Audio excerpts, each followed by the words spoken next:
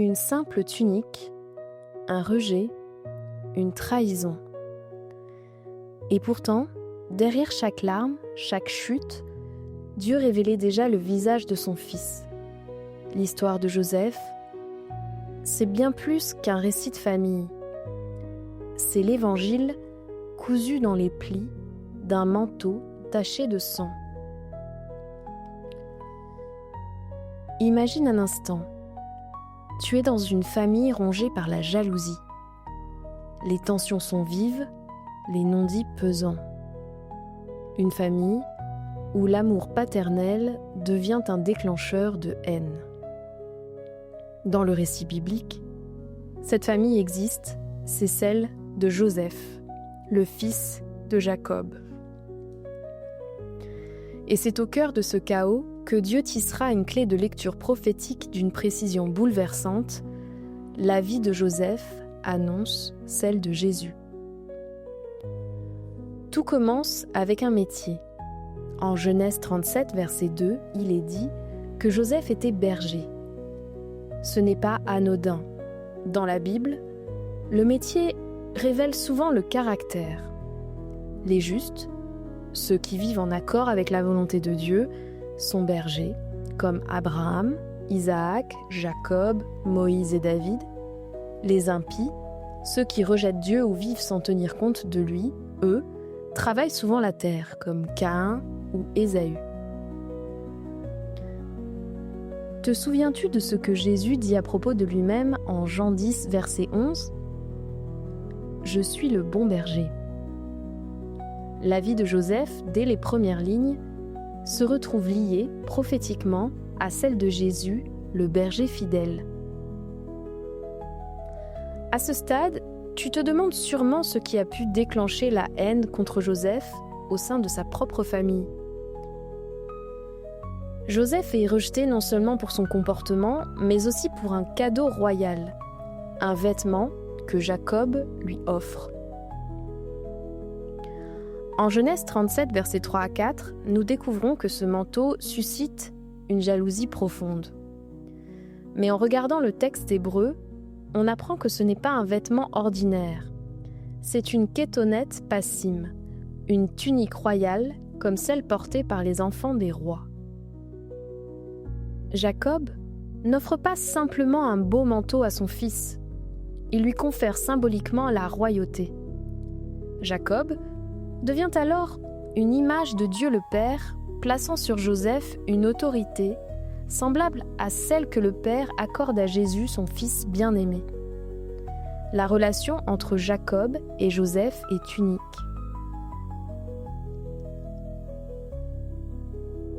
Jacob surnomme Joseph le fils de sa vieillesse. Mais le Targum, traduction araméenne des Écritures, parle plutôt de fils intelligent. Les sages juifs affirment que Jacob, ayant appris auprès de Sem et Héber, aurait transmis ses enseignements spirituels à Joseph, qui y était particulièrement réceptif. La relation entre Jacob et Isaac est comparable à celle entre Abraham et Isaac, dans Genèse 22, versets 1 à 3, où l'amour, la confiance et l'héritage spirituel sont au cœur du lien père-fils. Mais ce lien particulier attise la haine. Joseph est détesté par ses frères au point qu'ils veulent sa mort. Et ce schéma se répète en Jean 15, versets 24 à 25, où Jésus est haï par les siens et rejeté par son propre peuple. Le rejet de Joseph devient une annonce messianique. Celui qui sera un jour sauveur doit d'abord être méprisé. Cette dynamique, rejet puis reconnaissance, n'est pas unique dans le récit biblique. On retrouve le même modèle prophétique dans 4 personnages clés de l'Ancien Testament. Joseph est rejeté puis reconnu. Moïse est rejeté puis accepté après 40 ans. David est méprisé par Saül puis acclamé comme un roi. Jephthé est chassé par ses frères puis rappelé comme un sauveur. Ces 4 trajectoires préfigurent la double venue de Jésus, rejeté lors de la première acceptée à son retour. Derrière l'histoire douloureuse de Joseph se cache, en réalité, une révélation divine bouleversante. En effet, ce qui ressemble à un simple drame familial va devenir, sous tes yeux, une prophétie vivante de la mission, de la mort et de la gloire de Jésus-Christ. Revenons-en au moment du récit biblique dans lequel Jacob envoie Joseph prendre des nouvelles de ses frères. Cela ne te rappelle pas quelque chose ? Dans Marc 12, versets 1 à 12, Jésus raconte une parabole où le Père envoie son propre Fils vers ceux qui l'ont rejeté. Joseph est envoyé pour chercher les brebis perdues de la maison d'Israël, tout comme Jésus, en Jean 10, versets 1 à 21, part à la recherche des brebis que le Père lui a confiées. Le voyage de Joseph commence à Hébron, une ville en hauteur. Pourtant, le texte parle de la vallée d'Hébron. Le mot hébreu « émek », qui signifie littéralement « vallée », peut aussi être traduit par « mystère profond ». Dès le début, la narration glisse dans une atmosphère prophétique. Le mystère du salut est en marche. Arrivé à Sichem, Joseph ne trouve pas ses frères, mais un homme mystérieux lui révèle leur destination. Dothan, ce qui signifie « les deux puits ». Selon le Midrash, manière d'interpréter la Bible hébraïque dans la tradition juive, cet homme n'est autre que l'ange Gabriel, également mentionné en Daniel 9, verset 21. Dothan est sur une route commerciale reliant la Syrie à l'Égypte. C'est là que le destin de Joseph bascule, et avec lui, notre regard sur Jésus. Lorsque Joseph rejoint ses frères, ils conspirent en secret contre lui, comme les responsables religieux le feront contre Jésus en Matthieu 26, verset 59, et comme le prophétise le psaume 2. Ils lui arrachent son manteau royal, tout comme les soldats romains dépouilleront Jésus de sa tunique avant la crucifixion. Ils le jettent dans une fosse vide, un puits sans eau, symbole du tombeau. Dans la tradition hébraïque, une fosse vide évoque la mort. Et pourtant, Joseph ressort vivant, exactement comme Jésus ressuscité du tombeau. La Bible précise que le puits était vide, sans eau. Or, ce genre de puits pouvait abriter serpents et scorpions. Jésus annoncera lui-même dans Luc 10, verset 19, « Je vous ai donné le pouvoir de marcher sur les serpents et les scorpions et sur toute la puissance de l'ennemi, et rien ne pourra vous nuire. » C'est alors que Judas vend Joseph. Le parallèle est troublant, n'est-ce pas ? Un autre Judas, Judas Iscariote, trahira Jésus. Joseph est vendu pour 20 pièces d'argent. Jésus sera vendu pour 30 pièces d'argent, comme le rapporte Matthieu 27, versets 3 à 10. Mais les frères de Joseph ne le tuent pas eux-mêmes. Ils le livrent à des étrangers, exactement comme Jésus fut livré aux païens. Ruben, un autre frère de Joseph, quant à lui, veut le sauver. Il représente ce faible reste fidèle parmi les disciples de Jésus qui ne voulaient pas qu'il meure. Ruben retourne au puits, au tombeau vide, et ne trouve plus Joseph. La scène résonne comme celle des disciples découvrant le tombeau vide après la résurrection de Jésus. L'identité de Joseph sera confirmée par son manteau taché de sang. De même, l'identité de Jésus, à son retour, sera révélée par ses vêtements trempés de sang, selon Apocalypse 19, versets 11 à 16. Jacob, à l'annonce de la mort de son fils, déchire ses vêtements, comme le voile du temple se déchira lorsque Jésus rendit l'Esprit sur la croix. 22 ans s'écouleront avant que Joseph revoie son père, selon Genèse 46, verset 29. Selon Silence n'est pas vide, il prépare une révélation glorieuse. Entre-temps, Joseph deviendra premier ministre d'Égypte. Et lorsque ses frères viendront chercher du pain, Joseph les accusera d'être des espions. Ironique, non ? Ceux qui, des années plus tôt, l'avaient rejeté alors qu'il venait leur apporter la vie, dépendent maintenant de lui pour survivre. Cette scène préfigure ce qui arrivera à Jésus, rejeté par les siens, mais un jour acclamé, reconnu comme celui qui donne la vie. Ce renversement de situation trouve un écho dès le commencement. Rappelle-toi ce moment où Adam et Ève désobéissent. Jésus, sous la forme de la voix de l'Éternel, descend dans le jardin et pose cette question. « Où es-tu » Des siècles plus tard, à la naissance de Jésus, des mages étrangers arrivent à Jérusalem et demandent, en Matthieu 2, verset 2, « Où est le roi des Juifs qui vient de naître ?» La même question, mais inversée. Dans le jardin, c'est Dieu qui cherche l'être humain, et à Bethléem, c'est l'être humain qui recherche Dieu. C'est la même chose pour Joseph et ses frères. Joseph est rejeté d'abord et recherché ensuite. Plus tard, Joseph fait enfermer ses frères 3 jours dans une fosse. C'est une nouvelle image de la mort de Jésus. Puis il leur dit « Faites ceci et vous vivrez ».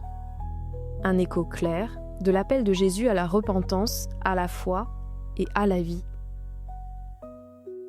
Revenons dans les débuts de l'histoire de Joseph. Il est devenu esclave dans la maison de Potiphar, puis prisonnier. Il a subi une triple descente. Dans la fosse, en Égypte et en prison. Mais cette descente annonce une élévation soudaine et glorieuse. En Genèse 41, verset 14, Joseph est appelé du fond de la prison pour devenir premier ministre d'Égypte. Cette trajectoire suit le chemin de Jésus, résumé en Philippiens 2, versets 5 à 9a. Ayez en vous les sentiments qui étaient en Jésus-Christ, lequel, existant en forme de Dieu, n'a point regardé comme une proie à arracher d'être égal à Dieu, mais s'est dépouillé lui-même en prenant une forme de serviteur, en devenant semblable aux hommes, et ayant paru comme un simple homme, il s'est humilié lui-même, se rendant obéissant jusqu'à la mort de la croix. C'est pourquoi aussi Dieu l'a souverainement élevé. C'est ce qu'on appelle la kénose, le dépouillement volontaire de Jésus qui vient abandonner ses privilèges divins dans un geste d'humilité et d'amour pour se mettre au service de l'humanité. Comme Joseph, Jésus quitte la gloire de son Père, devient serviteur, est abaissé, puis exalté. À chaque étape, dans l'humiliation, dans la souffrance, dans le rejet, et surtout dans la gloire, Joseph préfigure Jésus. Tu l'auras compris, l'histoire de la vie de Joseph était bien plus qu'un récit de famille. Ici, chaque scène, chaque détail, chaque chute et chaque élévation annonçait l'Évangile bien avant sa proclamation. Tu vas découvrir ici que Dieu écrivait déjà le salut en filigrane dès les premiers chapitres de la Genèse. Joseph est rejeté par ses frères, remis aux païens et vendu aux Égyptiens. Et pourtant, cet homme rejeté deviendra le sauveur de l'Égypte et du monde. De même, Jésus sera rejeté par les siens et livré aux Romains. Ce parallèle est saisissant. Le Messie humilié devient celui qui sauve. Les chapitres 39 à 41 du livre de la Genèse couvrent 20 années de la vie de Joseph. Pendant tout cet exil, il adopte l'apparence des païens. Il parle égyptien, porte un nom égyptien et s'habille comme eux. Lorsque ses frères le retrouvent 20 ans plus tard, ils ne le reconnaissent pas. De la même manière, Yeshua, connu aujourd'hui dans le monde sous le nom gréco-latinisé de Jésus, reste méconnu par une grande partie du peuple juif, tant son image a été transformée par l'histoire. En Genèse 37, verset 22, Joseph est jeté dans un puits, puis il en est remonté vivant.